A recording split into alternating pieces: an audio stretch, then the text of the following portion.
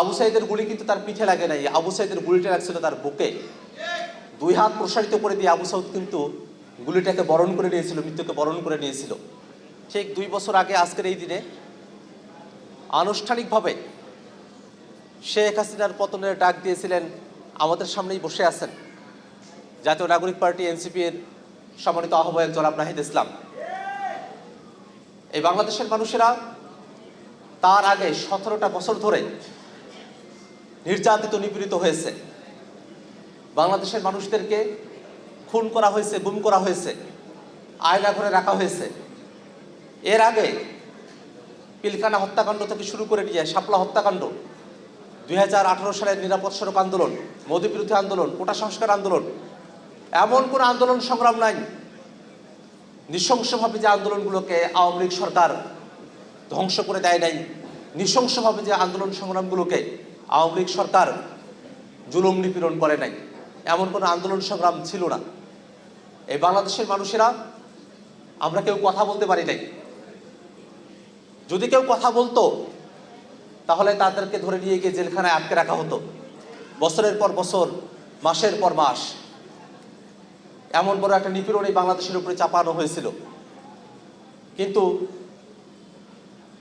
24-এর বৈষম্য বিরোধী আন্দোলনের সময়টাতে আবু সাইদ যখন 2 হাত প্রসারিত করে গুলির সামনে দাঁড়িয়ে গেলেন, বাংলাদেশের প্রেক্ষাপট চেঞ্জ হতে শুরু করলো।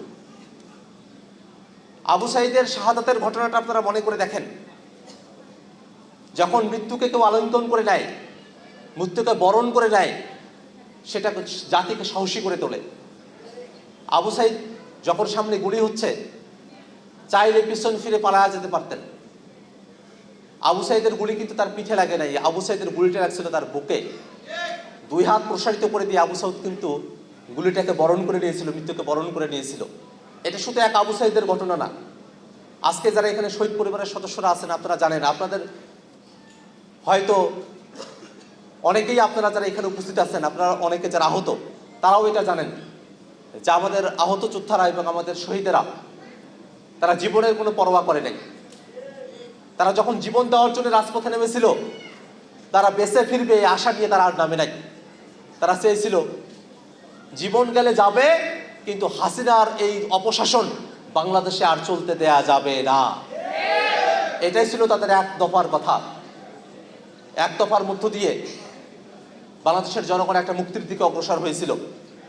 এই এক দফার যে প্রেক্ষাপট, সেখানে আমাদের জুলাইয়ের শহীদ এবং জুলাইয়ের যারা আহত যোদ্ধারা আছেন এবং জুলাই যোদ্ধা সার্বিকভাবে যারা, সকলেই, এটা দলমত নির্বিশেষে সকলে মিলে বাংলাদেশকে এক দফার দিকে নিয়ে গিয়েছিল।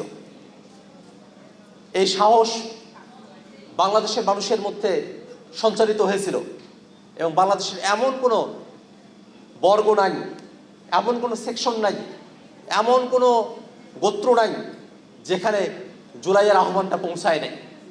জুলাই ছিল এত ব্যাপক, কিন্তু সেই জুলাইকে এখন নানাভাবে খাটো করে দেখার একটা প্রবণতা অনেকের মধ্যে তৈরি হয়েছে।